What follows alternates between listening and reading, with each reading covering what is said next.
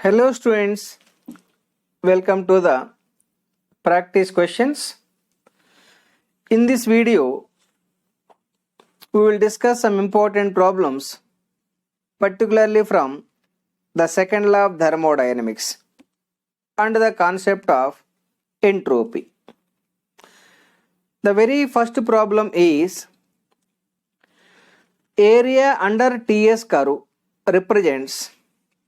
The very first problem is area under Ts curve represents. As we know, ds equal to del q by t for a reversible process. From that, del q equal to tds. Since del q equal to tds, if I project the curve with the ts coordinate system, temperature versus entropy coordinate system, let this is a process curve. Since del q equal to tds, area below this ts diagram or area below this curve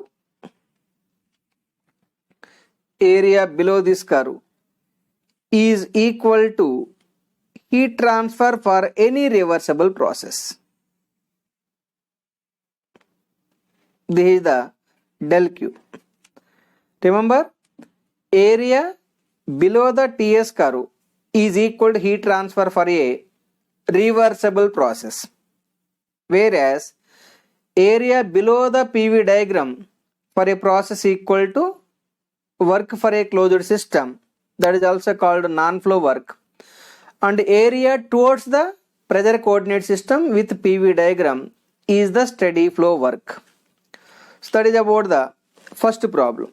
The answer for the first problem is area under Ts curve represents the heat energy. Option B is correct. The second problem is an engine works on Carnot cycle between 727 Kelvin and 227 Kelvin. The efficiency of the engine is, for the Carnot cycle, two temperature limits are given. This is the lowest temperature, this is the highest temperature. Then Carnot cycle efficiency formula is the second problem. Efficiency of the Carnot cycle is equal to 1 minus T minimum or lowest absolute temperature by highest absolute temperature. The lowest absolute temperature is given 227 degrees centigrade. Highest absolute temperature is 727 degrees centigrade. So lowest absolute temperature is 227 plus 273, that is equal to 500 Kelvin. Similarly, the highest absolute temperature equal to 727 plus 273, it is equal to 1000 Kelvin. You should take always temperature is in Kelvin. Then Carnot cycle efficiency 1 minus lowest absolute temperature 500 divided by 1000. It is 1 minus 0.5. It is equal to 0.5 is equal to 50%. Efficiency generally measured in percent. So the Carnot cycle efficiency is 50%. That is the second problem. Now look at the third problem. These problems are very, very important. These are all collected from different competitive exam papers. Third problem is a heat pump extracts. This problem is connected to heat pump. A heat pump extracts 200 kilowatts of heat from the cold source and supplies heat energy to a building at the rate of 600 kilowatts. The input power to the pump is, for the heat pump, the heat pump is absorbing the heat, this much amount of heat from the cold space, and dumping this much amount of heat for the hot space or building. That means here the problem is connected to building warming process. The third problem is for heat pump. The heat pump is like this. This is the heat pump. Heat pump is coming under power consuming system. The heat pump is absorbing the heat from the cold source. The amount of heat absorption is Q2, while the cold source is maintaining T2 temperature. This heat absorption, according to our given problem, is 200 kilowatts. 200 kilowatts. And it is dumping the heat to the building. That means it may be for warming the building in the winter season. The amount of heat dumped to the building is given 600 kilowatts. 600 kilowatts. You are asked to find the power input to the pump. For finding the power input to the heat pump, let us write the energy balance equation for the heat pump. Energy balance equation for the heat pump. Sum of the energy is entering to heat pump. W plus Q2. W plus Q2 must be equal to Q1. Then work input to the heat pump equal to Q1 minus Q2. The Q1 is 600 minus Q2 equal to 200. It is equal to 400 kilowatts. So this much amount of energy is required for the heat pump. This is the work input or power input. The answer is 400 kilowatts. 400 kilowatts. Option C is correct. Next problem.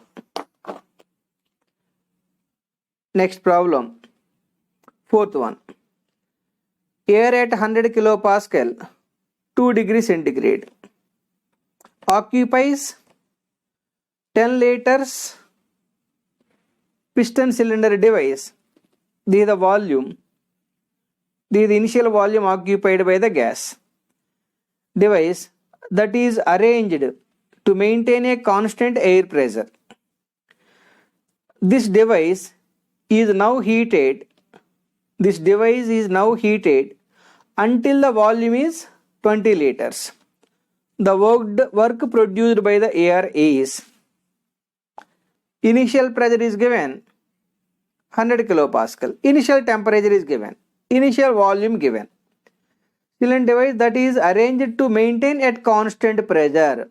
To maintain constant pressure, while the gas is maintaining constant pressure, volume is increasing from 10 liters to 20 liters. Then you are asked to decide how much work is produced. It can be decided like this. This problem, fourth problem is for constant pressure process. At constant pressure, work done equal to P into V2 minus V1. Look at the P means pressure, 100 kilopascal, 100 multiplied by V2. Final volume is 20 liters minus initial volume is 10 liters. But remember, this volume V2 and V1 should be in meter cube. For getting in meter cube, 1 meter equal to, as we know, 1 meter cube equal to 1000 liters. 1000 liters. From this 1 liter equal to 10 power minus 3 meter cube. That means for converting from liters to meter cube, it should be multiplied with 10 power minus 3. Then this is 20 minus 10, 10. 10 into 100, 1000. multiplied by 10 power minus 3, it is 1 kilojoules. That is the answer. 1 kilojoule. Look at the answer. Answer is 1 kilojoule. Option D is correct. Now look at the next problem. Next problem is fifth problem. Fifth problem is a heat engine working with a thermal efficiency of 35% receives 2 kilowatts of heat from the furnace. The waste heat rejected from the engine is. This problem is connected to heat engine. That heat engine is maintaining the thermal efficiency 35% while it is receiving 2 kilowatts power. Then you are asked to decide how much amount of heat is rejected to the surroundings by the heat engine. The heat engine diagram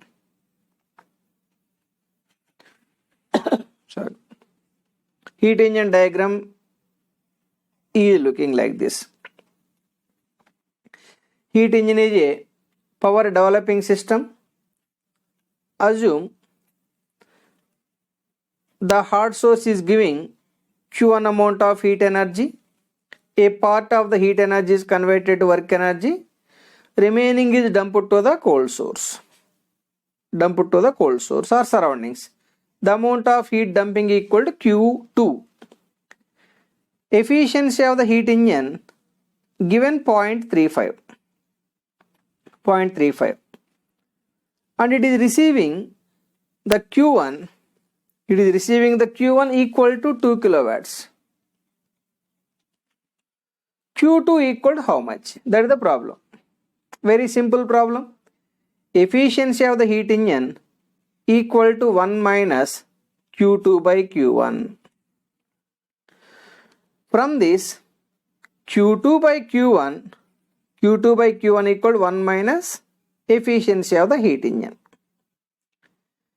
1 minus efficiency of the heat engine is 0.35. Q2 by Q1 is given 2. So Q2 equal to 2 into 1 minus 0.35, 0.65. 2 into 0.65, 1.3 kilowatts. That is the answer. The amount of heat rejected by the heat engine is 1.3 kilowatts. Look at the answers, options. 1.3 kilowatts. Option C is correct. Now let us discuss the next problem.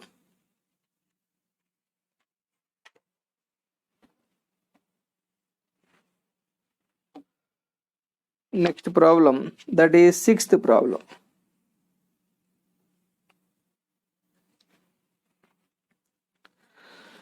An engine working on Carnot cycle between the temperature limits 527 degrees centigrade, this is the highest temperature, 127 degrees centigrade is the lowest temperature, and it is producing the work equal to 130 kilojoules.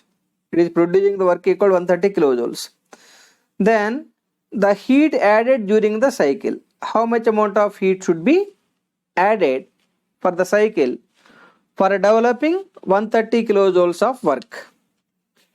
It can be decided like this. Again, let us take the heat engine diagram. The heat engine diagram. Heat engine is a power developing system. This is the hot source. The hot source is giving Q1 amount of heat energy. A part of heat energy is converted to power. Remaining is dumped to the cold source.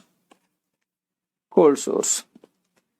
Here it is given that hot source is maintaining the T1 temperature, that is 527 degrees centigrade.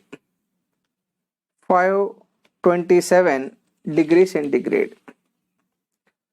The hot source is 527 plus 273.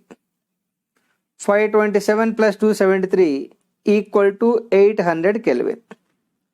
Cold source temperature is T2 equal to 127 plus 273 equal to 400 Kelvin. And it is developing. It is given that it is producing 130 kilojoules of work. Work given by the engine is 130 kilojoules. The heat added during the cycle is, heat added means Q1. This Q1 is how much?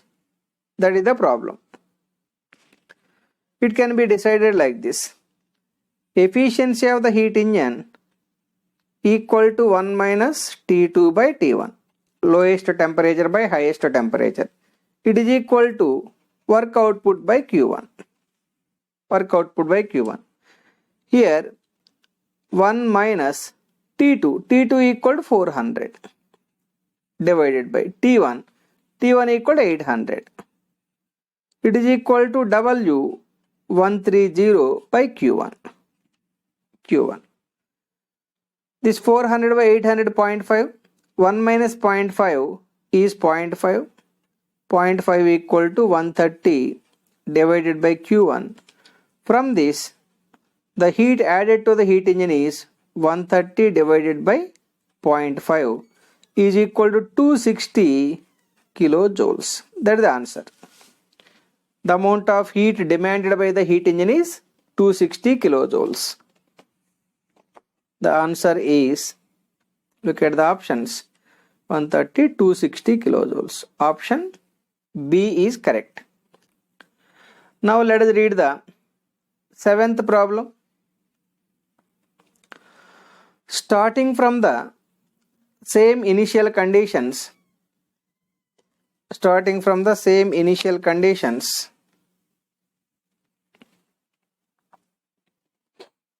an ideal gas expands from V1 to V2 in 3 different ways. The work done by the gas is W1 if the process is purely isothermal. That means isothermal work is W1. W2 is purely isobaric. W2 be the constant pressure work or work given by the constant pressure process. W3 be the purely adiabatic. So adiabatic work is W3. Isobaric work means constant pressure work is W2 and isothermal work is W1. You are asked to decide the work relation for the same initial and final volume. For these 3 processes,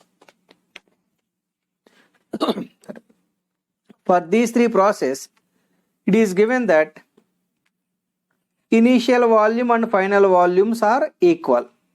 Let us take the pressure versus volume coordinate system. Pressure versus volume coordinate system. First let us mark the initial volume. This is the initial volume.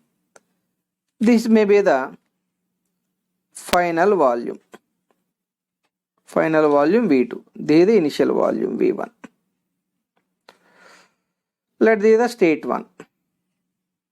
3 processes are given. One is isobaric process. The isobaric process for the volume limits is looking like this. 1 to 2 is isobaric process. For this isobaric process, work interaction is W2. W2 be the isobaric work. W3 be the adiabatic work, whereas W1 be the isothermal work. For the same volume limits, the isothermal curve is looking like this. The isothermal curve may be looking like this. This is the 1 to 2 dash isothermal curve. Adiabatic curve for the same volume limits looking like this. These are 2 double dash. This is the constant pressure curve. This is the constant temperature curve. And this is the constant entropy curve, because reversible adiabatic process can maintain the constant entropy. Such kind of process can be called as isentropic process. Since area below the PV diagram is thermodynamic work, area below 1 to 2 is isobaric work, that is given as W2. Area below 1 2 dash is the isothermal work. Isothermal work is given as W1. Isothermal work is W1. And area below 1 2 double dash is the adiabatic work, that is given as W3. Look at the areas. Area below 1 to 2 more than area below 1 2 dash more than area below 1 2 double dash. Therefore, work order is W2 is more than W1 is more than W3. W2 is more than W1 is more than W3. The answer is W2 is more than W1 is more than W3. W2, yes. W2 more than W1 more than W3. Therefore, option A is correct. With this, I am closing this video. In the next video, we will discuss some more problems. Thank you very much.